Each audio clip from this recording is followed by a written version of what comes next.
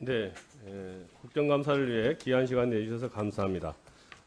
데이터 경제 시대를 맞아 기업이 개인의 상황과 필요에 맞게 개별적인 서비스를 제공하는 이른바 초개인화 비즈니스 제공을 하고 있고 다양한 분야로 확대되고 있습니다. 그래서 그런데 문제는 이 개인의 자기정보 보호와 충돌하고 있다 이런 시대에 살고 있습니다. 그래서 기업이 더 나은 서비스를 제공하기 위해서 개인 데이터를 잘 활용하려고 하는데 실제로 이게 부작용이 광고에 활용하는 게 그치지 않고 사생활 침해 등 2차 피해까지 유발할 수 있다 이런 현실에 직면해 있습니다. 그래서 이 디지털 공간에서 한번 개인 정보가 유출되면 유통기한이 없이 무제한적으로 돌아다닌다는 게 특징이기 때문에 개인 정보를 보호하기 위한 여러 가지 시스템 마련이 중요하다 이런 생각을 갖는데 증인도 동의하시나요? 네, 동의합니다.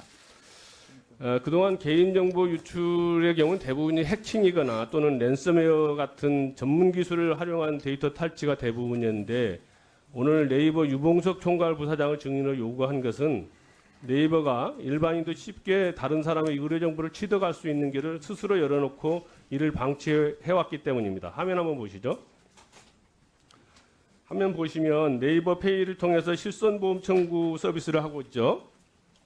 그런데 네이버 회원 로그인을 하고 의료기관 또는 약국을 선택을 하면 본인 확인을 하는 과정이 나오는데 이 네이버 회원 A가 자기 주민등록을 입력하면 그것이 나와야 되는데 다른 사람의 주민번호를 입력해도 오류가 잡히지 않고 아무 문제 없이 진행이 되고 있다는 게 문제가 있습니다. 그래서 실제로 개인 의료 정보가 진료 내역 또 여기 조제 내역 이런 것들 다 확인할 수 있는데 저희가 해보니까 청구서, 영수증, 계산서, 진료 세부 계약서 이런 것들이 다 이게 노출되게 돼 있는데 어떻게 해서 이게 실손보험 청구 서비스를 하면서 다른 사람의 의료 정보가 이렇게 무방비하게 노출되었는지 문제가 심각한 일이라고 생각하는데 왜 이런 일이 발생을 했고 이런 사실을 언제 아셨습니까? 네, 저희가 사실 개인정보가 동의 없이 활용되거나 노출되는 상황에 대해서는 뭐 개인정보보호법에 따라서 철저하게 보고 있지만 이 부분에 대해서는 분명히 호울이 있었던 것 같습니다.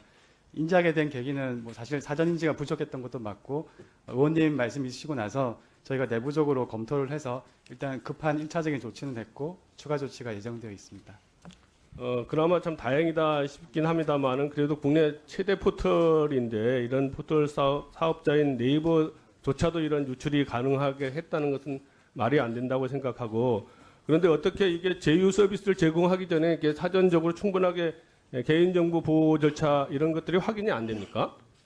보통 저희가 신규 서비스를 출시하기 전에는 이제 QA라는 단계를 거치게 되고 또 특히 개인정보를 다루는 영역에 대해서는 CISO가 해당 영역을 살펴보고 있습니다. 저희가 조금 더 철저하고 정교하지 못해서 발생한 문제라고 생각을 하고 있고요. 그래서 인지된 만큼 그래서 제가 그 다시 확인을 해봤더니 이제 그 네이버 그나마 현재로서 막은 것은 다행이라고 생각을 하는데 지금도 뭐냐면 생년월일하고 성별만 같으면 주민번호가 달라도 그것을 확인할 수 있는 그런 상태에 있습니다. 그래서 이것은 기본적으로 타인의 의료 정보가 노출되고 있다. 그 접근 가능하지 않도록 해야 되는데 여기에 대한 대책 마련도 하루빨리 해야 된다 이렇게 생각을 하는데요. 동의하십니까? 네, 공감합니다. 일단 그 네이버가 비단 이것뿐만이 아니고 네이버 페이를 통해서 여러 가지 다른 서비스도 하고 있을 텐데 개인정보의 소중함을 잘 알고 개인정보 유출이 반복되지 않도록 조치해 주실 것을 검토드리겠습니다. 네, 꼭 그렇게 하도록 하겠습니다. 예, 들어가 주셔도 좋습니다. 장관께 질의하겠습니다. 이게 그 비단 이것뿐만 아니고 은행 저희가 확인해 보니까 은행, 보험, 카드사 등 17군데에서 동일한 서비스를 제공받고 있는데요. 네이버 페이는 지난 3월에 했는데 저희가 확인한 것으로는 2019년부터 서비스를 시작한 것도 있습니다. 최소한 4년 이상 유출이 됐다는 것을 확인할 수 있었는데 복지부가 이것을 전혀 사전에 인지하지 못했죠. 네. 그런데 문제는 더 심각한 게 뭐냐면 이 해당 서비스가 앞으로 올해 안에 95%의 의료기관과 약국까지 확대해야 할 계획을 갖고 있습니다. 그래서 그렇게 되면 95%에 되는 의료기관과 약국의 모든 의료 정보가 다 고스란히 노출될 수밖에 없는 그런 상황에 처해 있기 때문에 이 문제의 심각성이 매우 심각하다 이렇게 생각이 되고 여기에 대한 대책 마련이 필요하다. 그래서 비대면 진료를 할 때도 누누이 얘기했듯이 개인 의료 정보나 이런 개인 의료 정보 보호가 전제되지 않으면 그 비대면 진료 사업이라고 하는 것은 매우 위험하다 이렇게 지적을 했습니다. 그래서 민간 플랫폼한테 맡기는 것으로는 능사가 아니기 때문에 공적 시스템을 마련하는 것이 전제되지 않으면 비대면 진료의 사업이 여러 가지 국민 개인 정보를 노출시킬 수 있는 그런 위험이 있기 때문에 각별한 대책이 마련이 필요하다 이렇게 생각하는데 장관 생각은 어떻습니까? 예. 하여튼 공공 플랫폼을 포함해서 종합적인 방안을 같이 그 법제화하는데 논의를 했으면 좋겠고요. 그 다음에 또 민간 앱 업계 자체를 법률로 금지하지 못한다면 이 민간 앱 업계의 그 개인 정보 보호를 위해서 또 필요한 제한과 그에 따른 제재를 법적인 근거를 만들어야 된다고 생각이 듭니다. 예, 저 추후에 더 질의하기로 하겠고요. 이정근 참고인 앞으로 나와주시면 고맙겠습니다.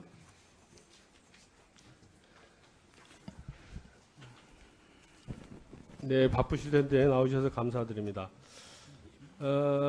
지금 국회하고 보건의료계에서 도입하고자 했던 비대면 진료법의 목적은 기본적으로 도서백지 환자, 감염병 환자, 장애인, 교정시설 환자 등 의료기관 이용에 어려운 환자들을 중심으로 하고 있는데 이게 지금 최근에 복지부가 이게 모든 재진 환자, 초진 환자까지 지금 범위를 넓히고 있잖아요. 그래서 이게 그 비대면 진료라는 게 국민의 어떤 안전성보다는 편리성을 우선하는 것으로 인해서 대면 진료를 보완하는 수준이 아닌 이렇게 복지부가 얘기한 대로 법 개정에 따라서 비대면 진료 중단에 따른 국민 불편을 최소화하겠다 이렇게 생각하고 있는데 참고인께서 생각할 때 이 비대면 진료의 목적과 대상 환자 범위, 질환 범위 이런 것들에 대한 생각과 비대면 진료 사업, 시범 사업에 대한 어떤 의견이 있으면 말씀해 주시기 바랍니다. 국민의 건강을 최우선으로 생각하는 이 대한의사협회는 이 비대면 진료에 관해서는 늘 같은 말씀을 드렸습니다. 의료라는 본질 자체가 국민의 생명과 직결된다는 점, 이 점을 재차 강조드립니다. 이에 이 비대면 진료 논의에 있어서 이 국민의 편의성 및 산업적 경제적 활성화를 논하기보다도 이 비대면 진료의 안정성과 유효성 검증이 우선돼야 된다고 늘 주장해 왔습니다. 그간 상호 신뢰를 바탕으로 정부와 협상을 통해서 우리가 합의를 이뤄낸 5가지 대원칙이 있습니다. 이것이 존중받고 지켜지기를 대한의사협회는 희망합니다. 이미 언론에서도 많이 보도됐다시피 이 비대면 진료의 5가지 대원칙은 첫째가 대면 진료가 원칙입니다. 둘째는 비대면 진료는 이 보조 수단으로서 활용이 돼야 되고, 셋째는 재진 환자 중심으로 운영이 돼야 됩니다. 넷째는 의원급 의료기관 위주로 실시돼야 되고, 이 5번째는 이 비대면 진료 전담 의료기관 금지입니다. 다시 한번 말씀드리지만은 이 초진 환자를 대상으로 하는 비대면 진료는 결코 대한의사협회 입장에서는 받아들일 수 없습니다. 의원님께서 질의하신 것처럼 국민의 건강권을 지키기 위해서 이 편리성보다 안정성이 최우선 되어야 할 것이고, 이 대면 진료라는 이 대원칙하에 보조적 수단으로서 이 최소한의 이 비대면 진료가 이루어져야 합니다.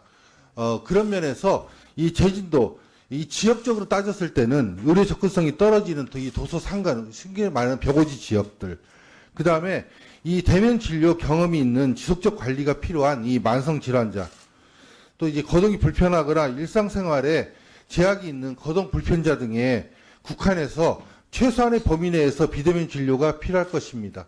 흔히 늘 말씀하실 때 똑같은 약 짓는데 병원에 뭐하러 가냐 하시는데, 실제로 본인들이 고혈압, 당뇨를 앓고 계신 분들은, 고혈압 환자, 당뇨 환자들은 3개월에 한 번씩 가서 피를 빼서 당화혈색소 검사를 하실 거고, 고혈압 환자들은 6개월에 한 번씩 피를 빼서 거기에 대해서 이 지질 검사라는 걸 다 할 겁니다.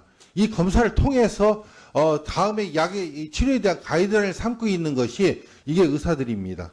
이상입니다.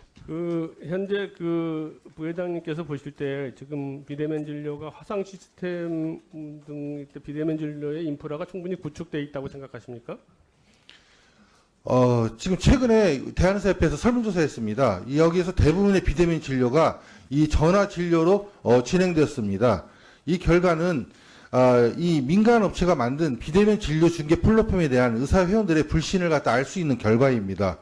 이 코로나 기간 동안에 우후죽순으로 생겨난 이 비대면 진료 중개 플랫폼의 문제점을 이미 널리 알려져 있습니다. 이 마약류, 오남용 의약품이 정부 의약품 광고, 그다음 원하는 약 처방받기 서비스 등을 통해서 의료법, 약사법을 위반하는 사례가 다수 발생하고 있습니다. 비대면 진료 제도 논의 이전에 안전한 비대면 진료가 이루어지기 위한 정부 차원의 준비, 이 인프라가 필요한 대목입니다. 지금 의사들이 기본 진료는 5가지 진료를 통해서 환자를 갖다 처음에 접근합니다. 이것은 모든 환자한테 청해지는 건데요. 흔히 말하는 눈으로 보는 시진, 그다음 귀로 듣는 청진, 물어보는 문진, 만져보는 촉진, 그다음 둘겨보는 타진. 비대면 진료에서 이 중에서 가능한 진료가 뭐가 있을까요? 환자한테 질문할 수 있는 문진 외에는요 없습니다. 시진요?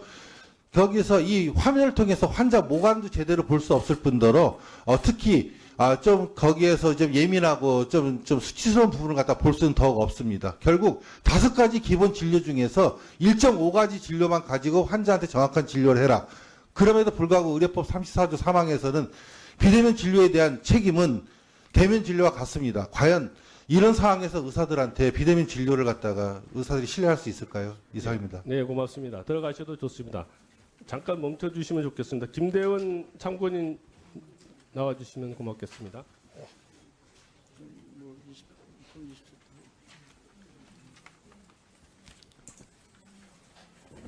네, 충분하게 말씀드릴 시간을 못 드려서 죄송한데요. 이정근 참고인에게도 말씀을 드렸습니다만은 이 비대면 진료에 대해서 현재 그 계도 기간 3개월을 하고 나서 시범 사업에 대해서 대상을 확대하고 재진 기준도 완화하겠다 이렇게 복지부가 발표하고 있는데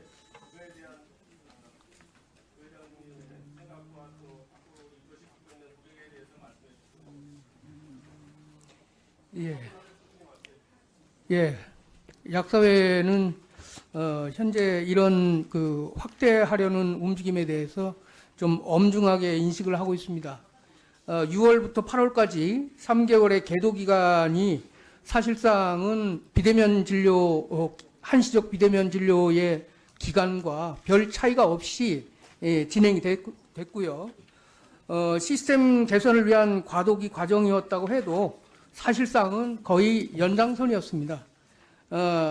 사실상 비대면 진료 시범 사업은 이제 딱 한 달 한 겁니다. 9월 한 달 한 거예요.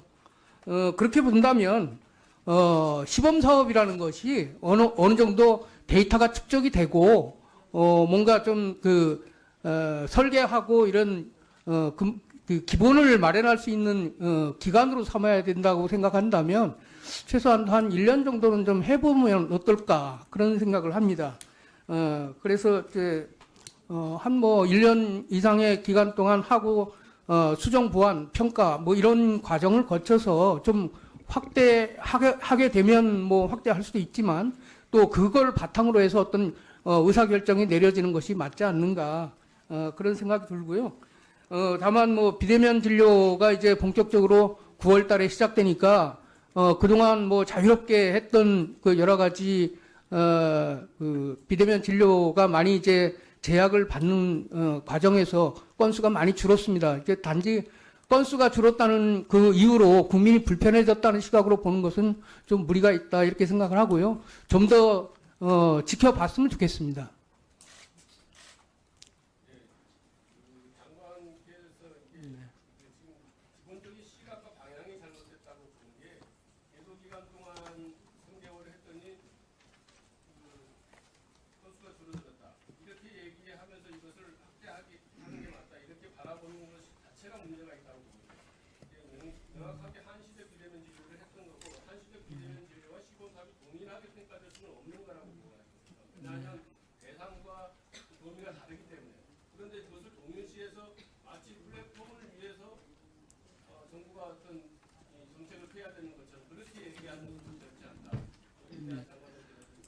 저희가 지금 비대면 진료의 보완을 검토하는 것은 건수가 떨어져서 하는 것도 아니고 앱 업체를 육성하기 위해서 하는 것도 아니고요. 저희가 환자 그다음에 전문가들의 의견과 현장의 의견을 들어서 보완을 하고자 하는 것입니다. 아까 의협 부회장님이 말씀하신 그 5가지 원칙은 저희와 그 의료계가 의정 협의를 통해서 합의된 5가지 원칙이고요. 그 5가지 원칙을 통해 가지고 그걸 지키면서 저희가 시범 사업을 하고 있는 거고, 가장 중요한 것이 이제 진료 대상하고 그다음에 약 전달 문제인데, 제가 애초에 시작하면서도 말씀을 드렸는데, 이 진료 대상 문제는 국회에 지금 나와 있는 5개 법안의 공통점들을 모으고 그다음에 해외 사례를 더해 가지고 만든 것이고요. 그다음에 약 전달 문제는 의원님도 잘 아시다시피 지금 국회에서 전혀 논의가 안 됐기 때문에 비대면이라 하더라도 거의 대면에 가까운 그 약 지금 전달 그거를 하고 있지 않습니까? 그래서 원칙은 그렇게 가고 있고, 다만 저희가 사전에 예상하지 못했던 문제점이 드러나고 있기 때문에 이거에 대한 단속은 강화하겠다는 것이 정부 방침입니다. 예, 그 20대 국회까지는